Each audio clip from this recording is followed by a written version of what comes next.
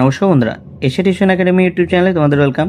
আজকে আমাদের আলোচ্য বিষয় হলো পঞ্চম শ্রেণীর গণিত বিষয়ের প্রথম পর্যায়ক্রমিক মূল্যায়নপত্র 2025। তোমাদের পরীক্ষা হবে 20 নম্বরের, সময় থাকবে 40 মিনিট। তো অবশ্যই ভিডিওটাকে প্রথম থেকে শেষ অবধি দেখো। আর কারো কোনো প্রশ্ন থাকলে অবশ্যই কমেন্ট করে জানিও।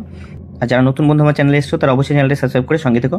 চলো বলছে নিচের প্রশ্নগুলি উত্তর দাও। কয়টি? 5টি। চলো প্রথম প্রশ্ন কি বলছে, কয়েকটা বলছে গসাগু কথাটির পূর্ণরূপ কি? গসাগু কথাটির পূর্ণরূপ কি? উত্তর হবে গরিষ্ঠ সাধারণ গুণনীয়ক। উত্তর কি হবে? গরিষ্ঠ সাধারণ গুণনীয়ক। কয়েকটা কি বলছে, বলছে 3081 দ্বারা, মানে এই যে 3081 যে সংখ্যাটা দেওয়া আছে এটা দিয়ে একটা বৃহত্তম এবং একটা ক্ষুদ্রতম সংখ্যা তৈরি করতে হবে। চলো দেখে নাও বৃহত্তম সংখ্যাটা কি বলছে। দেখো যেমন 8 বড় সংখ্যাতে 8টা প্রথমে, তারপরে 3, তারপরে 1, তারপর 0। এটা কি হলো? বড় থেকে ছোট। এবার ছোট থেকে বড় ক্ষেত্রে কি হয়? 0 কিন্তু সবার আগে বসে না, তাই আমরা প্রথমে 1 লিখে তারপরে 0, তারপর 3, তারপর 8 এরকমভাবে সাজিয়ে নেবো। তাহলে আশা করি তোমরা এটা বুঝতে পেরেছো। গয়ের প্রশ্নটা কি বলছে? গয়ের প্রশ্নটা বলছে যে মৌলিক জোড় সংখ্যাটি হলো, মৌলিক জোড় সংখ্যা হলো 2। ঘয়ের প্রশ্নটা দেখো, বলছে 4 অঙ্কের বৃহত্তম সংখ্যাটি হলো, 4 অঙ্কের বৃহত্তম সংখ্যা, 1 অঙ্কের বৃহত্তম সংখ্যা হলো 1টা নয়, 2 অঙ্কে 2টো নয়, 3 অঙ্কে 3টা নয়, 4 অঙ্কের 4টে নয়। চলো এর ইংয় প্রশ্নটা দেখো কি বলছে। ইংয়ের বলছে 5 অঙ্কের ক্ষুদ্রতম সংখ্যাটি হলো, 5 অঙ্কের ক্ষুদ্রতম সংখ্যা, 5 অঙ্কের দেখো ভালো করে দেখো, 1 অঙ্কের ক্ষুদ্রতম সংখ্যা হলো 1, 2 অঙ্কের ক্ষেত্রে কি হবে? 1 এর পর একটা শূন্য, 3 অঙ্কের 1 এর পর 2টো শূন্য, 4 অঙ্কের 1 এর পর 3টে শূন্য, 5 অঙ্কের ক্ষেত্রে কি হবে? 1 এর পর 4টে শূন্য হয়ে যাবে। চলো এবার 2 নম্বর টপিকে কি বলছে, বলছে যে কোনো 2 নম্বর টপিকে বলছে যে কোনো 4টি প্রশ্নের উত্তর দাও। 4 দুগুণে 8। চলো এক একটা প্রশ্নের জন্য 2 নম্বর করে। প্রথম প্রশ্ন কি বলছে? প্রথম প্রশ্ন বলছে যোগ করো। কি যোগ করো? বলছে 5083 যোগ 9684, এক কথায় 5083 সঙ্গে 9684 যোগ করতে বলছে। এটাকে আমরা সুন্দর করে সাজিয়ে নিয়ে যোগ করে নেবো। চলো প্রথমে দেখো 3, প্রথমে সাজিয়ে নিলাম অঙ্কটাকে। প্রথমে এটাকে উপরে নিচে করে সাজিয়ে নিলাম। 3 আর 4 7, 7 লিখে দিলাম। 8 আর 16, 16, 6 হাত থেকে 1, মাথায় আমি 1 লিখে দিয়েছি। 1, 6 আর হাতে রেখে 7, আর 9 আর 5 14। তাহলে আশা করি তোমরা এই যোগটা বুঝতে পেরেছো। চলো এর পরবর্তী অঙ্কটা দেখো, ক্ষয়টা কি বলছে? ক্ষয়টা বলছে স্থানীয় মানে বিস্তার করো। স্থানীয় মানে কত? বলছে 65,321কে স্থানীয় মানে বিস্তার করতে বলছে। এটাকে আমরা একক দশক করে লিখে নিয়েছি। দেখো একক, দশক, শতক, হাজার, অযুত করে একদম সুন্দর করে সাজিয়ে নিয়েছি। সাজিয়ে নেওয়ার পর দেখো 6 আছে, এই যে 6, 6 এর পরে যটা সংখ্যা তটা আমরা কি করব? 6 এর পর যটা সংখ্যা আমরা তটা শূন্য বসিয়ে নেব। তাহলে 6 এর পর কটা সংখ্যা আছে? 1টা 2টো 3টে 4টে, তাই আমরা 4টে শূন্য বসিয়ে নিয়েছি। দেখো 5, 5 এর পর কটা সংখ্যা আছে? 3টে, তাই 5 এর পর 3টে শূন্য। 3, 3 এর পর কটা সংখ্যা আছে? 2টো, তাই 3 এর পর 2টো শূন্য। 2 এর পর 1 একা আছে, তাই 2 এর পর একটা শূন্য আর 1। তাহলে আশা করি এটা তোমরা বুঝতে পেরেছো কিভাবে এটা সাজাতে হবে স্থানীয় মানে বিস্তারটা। চলো গয়ের প্রশ্নটা কি বলছে দেখো। গয়েরটা বলছে যে গুণ করো। কত? 608 ইন্টু গণিত 52।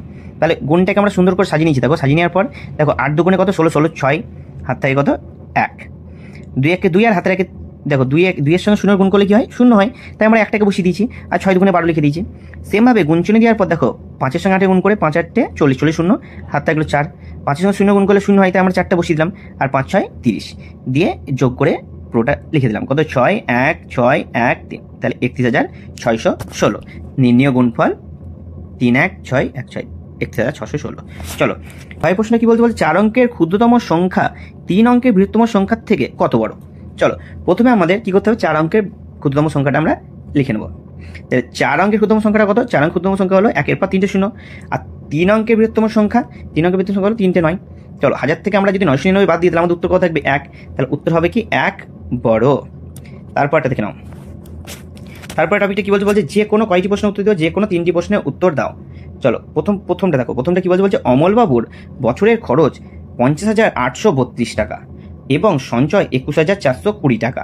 তার মাসিক আয় কত? চলো তাহলে মাসিক আয়টা বের করতে গেলে আমরা কিরকম ভাবে করবো? প্রথমে দেখো আমরা খরচটা লিখে নিলাম, তারপরেও সঞ্চয়টা লিখে নিলাম। দুটোকে যদি আমরা যোগ করি তাহলে আমাদের কি বেরিয়ে যাবে? আমাদের টোটাল তার মাসিক আয়টা বেরিয়ে যাবে। কারণ আমাদের এখানে অঙ্কে তো বলেই দিয়েছে তার খরচা এত, তার সঞ্চয় এত, তাহলে মাসিক আয় কত। দুটোকে যদি আমরা যোগ করে দিই তাহলে তো আমাদের উত্তর আমরা পেয়ে যাবো। চলো তাহলে আশা করি যোগ তো তোমরা মোটামুটি আগেই আমি তোমাদের দেখিয়ে দিয়েছি, তাই বলেছি শোনাও। 2 এর সঙ্গে শূন্য যোগ করলে 2 হয়, 3 আর 2 5, 8 আর 4 12, 2 হাত থাকে 1, 1 আর হাতে রাখে 2, আর 5 2 7, কত? 72,252। তাহলে অমলবাবুর মাসিক আয় কত? 72,252। এবার দেখো ক্ষয়ের অঙ্কটা কি বলছে? ক্ষয়ের অঙ্কটা বলছে ভাগ করো। তাহলে কত?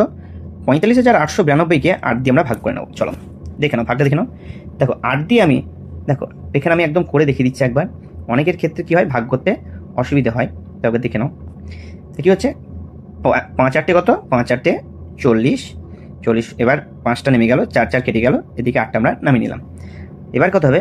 7 8 56, 7 8 56, 8 থেকে 6 বাদ দিলে 2 2 আর 9টা নেমে যাবে। এবার আমরা কি করব, 3 8 24, 9 থেকে 4 বাদ দিলে 5 আর 2, 6 8 48 ভাগশেষ 4। তাহলে আশা করি তোমরা এটা বুঝতে পেরেছো ভাগটা। তাহলে আমাদের ভাগফল কত, ভাগফল হচ্ছে 5736 ভাগশেষ 4। তাহলে আশা করি ভাগটা তোমরা বুঝতে পেরেছো। এবার দেখো গয়ের অঙ্কটা কি বলছে, গয়ের অঙ্কটা বলছে শ্যামলবাবু তার 6 মাসের আয় দিয়ে 7 মাসের খরচা চালান, তার মাসিক খরচ এত টাকা হলে মাসিক আয় কত। চলো তাহলে অঙ্কটা কি প্রসেসে বের করবো একটু ভালো দেখে নাও। তাহলে আমরা প্রথমে লিখে নেবো কি, শ্যামলবাবুর 7 মাসের খরচা কত, শ্যামলবাবুর 7 মাসের খরচা আমাদের বের করতে হবে এক কথায়। তাহলে আমরা বের করতে গেলে কি করবো, তাহলে প্রথমে 1 মাসের খরচাকে লিখে নিলাম, 7 দিয়ে গুণ করে দেবো, গুণ করে দিয়ে 7 0 0 7 7 49 9 হাত থেকে 4 আর 7 দুগুণে 14 14 4 18 18 8 হাত থেকে 1 1 7 দুগুণে 14 14 আর 15 15 5 হাত থেকে 1 আর 7 থেকে 7 আর 8। তাহলে আশা করি এটা বুঝতে পেরেছো কত, 85,890 টাকা। তাহলে 7 মাসের খরচা কত, 85,890 টাকা। এবার আমরা কি করব, যে খরচার যে টাকাটা বেরোলো, খরচার যে টাকাটা বেরিয়েছে সেটাকে এবার আমরা কি করব, সেটাকে আমরা কয় মাসে বলেছে, 6 মাসের আয়, তাই 6 দিয়ে আমরা ভাগ করে দেবো। তাহলে ভাগটা কি প্রসেসে করছি দেখো, 6 6 দেখো 6 1 কে 6, 8 থেকে 6 বাদ দিলে 2 আর এই 5টা নেমে গেল, ঠিক আছে 5টা নেমে গেল। তো এবার কি করবো, 4 6 24 24 লিখে দিলাম, 5 থেকে 4 বাদ দিলে 1 নেমে গেল আর এই 8টাকে নামিয়ে দিলাম। এবার 3 6 18 18 18 তো মিলে গেছে, তাই আমরা সিঙ্গেল 9টাকে নামিয়ে নিলাম। এবার দেখো 6 1 কে 6 নামিয়ে দিলাম, 9 থেকে 6 বাদ দিলে 3 নেমে গেল আর এই যে শূন্যটাকে আমরা নামিয়ে নিলাম, 5 6 30। তাহলে কত, তাহলে তার মাসিক আয় কত, শ্যামলবাবুর মাসিক আয় হলো 14,315 টাকা। অতএব শ্যামলবাবুর মাসিক আয় 14,315 টাকা। গুরুত্বপূর্ণ প্রশ্ন পেতে অবশ্যই চ্যানেলটাকে একটা লাইক এবং সাবস্ক্রাইব করতে ভুলো না। দেখা হচ্ছে পরবর্তী ভিডিওতে, ধন্যবাদ।